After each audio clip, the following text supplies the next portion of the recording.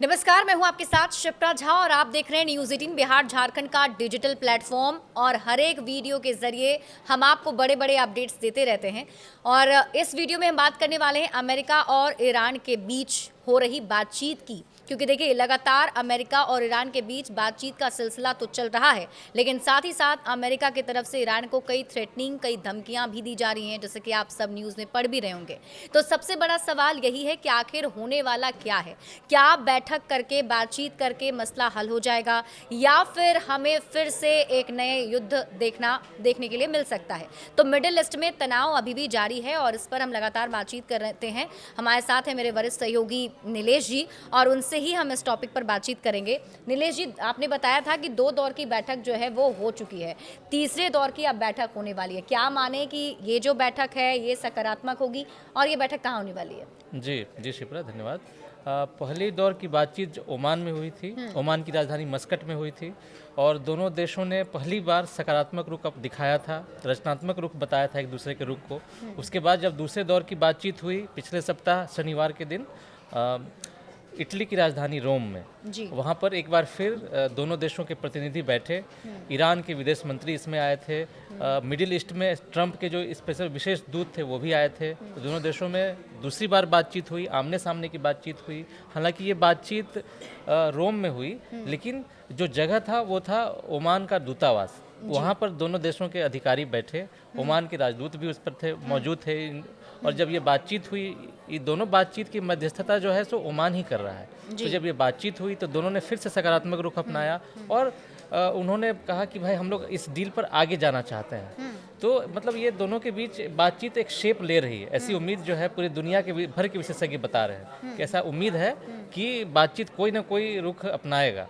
और जब ये तीसरे दौर की बातचीत फिर से एक बार फिर से मस्कट में होगी, और उस समय भी ओमान ही इसकी मध्यस्थता करेगा। और जब ये दोनों दौर की जो बातचीत हुई थी उसमें दोनों देशों के राजनयिक मौजूद थे, लेकिन जब ये तीसरे दौर की बातचीत होगी तो उसमें विशेषज्ञ मौजूद रहेंगे, और वो लोग एक फ्रेमवर्क तैयार करेंगे कि भाई इस डील पर अमेरिका और ईरान कैसे आगे बढ़ेगा, कैसे ईरान जो है अपने परमाणु कार्यक्रम को एक रास्ते पर ले जाएगा जो अमेरिका को मंजूर हो और जो ईरान को भी मंजूर हो, तभी कोई बात आगे बढ़ सकती है। तो जब विशेषज्ञ, दोनों देशों के विशेषज्ञ आगे बैठेंगे, तीसरी बार बैठेंगे, तो हो सकता है इस पर कोई ना कोई सकारात्मक निकले, कोई रिजल्ट निकले, और पूरी दुनिया को एक शांति का पैगाम मिले। खास तौर पर अगर इस बैठक की बात करें जिस पर सबकी नज़र तो है ही, और जैसा आप बता रहे हैं कि सर विशेषज्ञ बैठने वाले हैं, तो जाहिर सी बात है कई मुद्दों पर इसमें बातचीत होगी। इस बैठक में और क्या कुछ खास हो सकता है?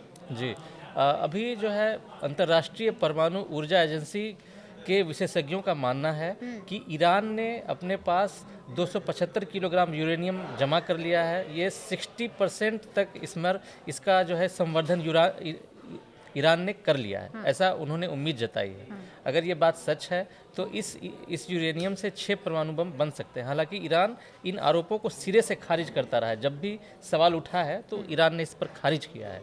जब 2000, आपको याद होगा शिप्रा, 2018 में इससे ट्रंप से पहले ओबामा प्रशासन में ईरान और अमेरिका में परमाणु डील हुई थी। इसमें अमेरिका ने ईरान को एक सीमित स्तर पर परमाणु कार्यक्रम चलाने की मंजूरी दी थी, और उससे कुछ हद तक प्रतिबंध हटा लिए थे।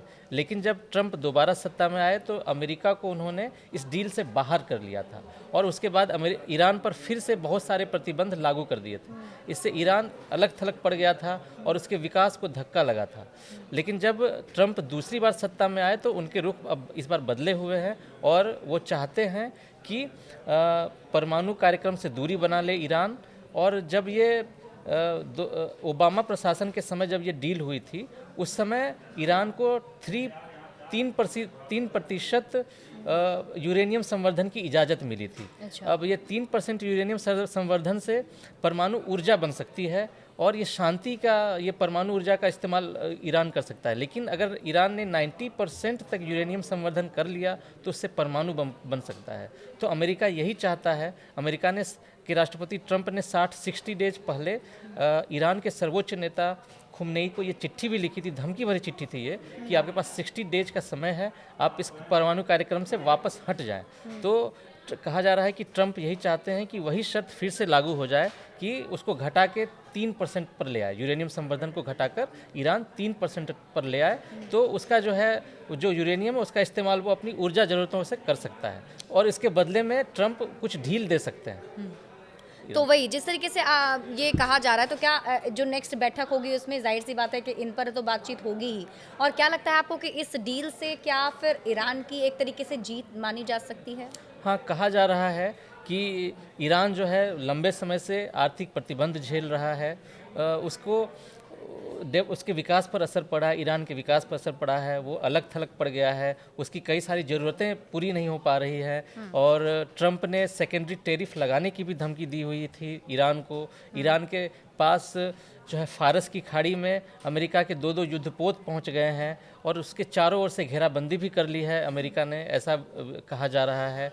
तो इन सब चीज़ों से बचने के लिए जो है सो ईरान राजी हुआ है और कहा जा रहा है कि ये खामनेई की एक जो है सो बड़ी कूटनीतिक जीत होगी। अगर ये डील पर दोनों देश सहमत हो जाते हैं तो ईरान को जो है एक छूट मिल जाएगी एक हद तक यूरेनियम संवर्धन से, जिसकी बदौलत वो एक परमाणु ऊर्जा कार्यक्रम अपना चला सकता है और साथ ही साथ उसे पूरे जब प्रतिबंध हट जाएंगे तो उसके विकास पर भी बहुत सारे देशों से उसे मदद भी मिल सकेगी। इसलिए ईरान भी चाहता है कि वो जो है सो समझौता हो जाए दोनों देशों के बीच। बिल्कुल, और कहीं ना कहीं ये डील ईरान के लिए फ़ायदेमंद ही साबित होगा, उनके आर्थिक ग्रोथ के लिए भी। वैसे क्या लगता है आपको, अगर ये समझौता हो जाता है, यानी कि ये डील अगर फाइनल हो जाती है, तो मिडिल ईस्ट में जहाँ पर तनाव इतना बढ़ा हुआ है, सबकी नज़र टिकी हुई है, क्या वहाँ अब शांति हो पाएगी? जी, मिडिल ईस्ट पिछले कई दशक से हिंसा की आग में झुलस रहा है। वहाँ पर एक और गाजा पट्टी में इजराइल और हमास के बीच युद्ध हो रहा है, तो दूसरी ओर अमेरिका जो है यमन पर लगातार बमबारी कर रहा है और कहा जा रहा है कि जो है ईरान की ओर से हमास विद्रोहियों को अंदरूनी तौर पर मदद मिल रही है, हुती विद्रोहियों को भी ईरान की ओर से मदद दी जा रही है। तो अमेरिका चाहता है कि अगर ये दोनों देशों में समझौता हो जाएगा तो फिर ईरान को हमास से अलग होना पड़ेगा, हुती विद्रोहियों की हो सकता है मदद बंद हो जाए, तो ये अमेरिका की भी जीत होगी। और जब ये डील हो जाएगा तो ईरान को भी बहुत सारे प्रतिबंधों से राहत मिलेगी और जब ईरान और अमेरिका के बीच दोस्ती हो जाएगी तो हो सकता है कि मिडिल ईस्ट में जो हिंसा की आग भड़क रही है वो भी कमज़ोर हो जाए और हमास और हुती विद्रोही भी नरम पड़ जाए। ये पूरी दुनिया यही चाहती है कि शांति हो और दोनों देशों के बीच डील हो जाए। तो क्या लगता है कि जो थर्ड बैठक होने वाली है, तीसरी बैठक, उसमें सारा फैसला हो जाएगा या और इंतज़ार करना पड़ेगा? नहीं, मुझे लगता है कि अभी बैठकों का दौर और चलेगा, क्योंकि ये जो पहली 2 बैठकें थी ये दोनों राजनयिक स्तर की बैठकें थी। ये तीसरी बैठक विशेषज्ञों के बीच होगी और विशेषज्ञ एक फ्रेमवर्क तैयार करेंगे कि कैसे परमाणु कार्यक्रम को धीरे धीरे करके कम किया जाए। अब जब ये फ्रेमवर्क बनेगा फिर दोनों देश इस पर सहमति जताएंगे, तभी ये डील जो है आगे बढ़ेगी। लेकिन अगर डील नहीं हुई दोनों देशों के बीच तो समझिए क्या होगा। मिडिल ईस्ट एक बार फिर से भड़क सकता है, वहाँ हिंसा की आग फिर से भड़क सकती है। वहाँ लगातार हर दिन हवाई हमले हो रहे हैं, मिसाइलें गिर रही हैं, रॉकेटें दागी जा रही हैं और अगर ये दोनों देश किसी समझौते पर नहीं पहुँचे तो मिडिल ईस्ट में फिर से तबाही मचेगी और इसका खामियाजा पूरी दुनिया को भुगतना पड़ सकता है। बिल्कुल, तो देखिए इंतज़ार अब है, जो तीसरी बैठक होने जा रही है उस पर सबकी नज़र टिकी हुई है। इनमें जो विशेषज्ञ शामिल होने वाले हैं, अब देखना होगा कि वो किन पॉइंट्स को उठाते हैं और क्या लगता है कि दोनों ही देशों के बीच में कौन सी बात ऐसी होगी जो दोनों के लिए सही होगी और ये डील अगर हो जाता है तो शांति बहाल होगी, लेकिन अगर नहीं होता है फिर क्या होगा, इस पर सबकी नज़र टिकी हुई है। बड़े अपडेट्स के लिए आप जुड़े रहिए न्यूज़ 18 बिहार झारखंड के साथ।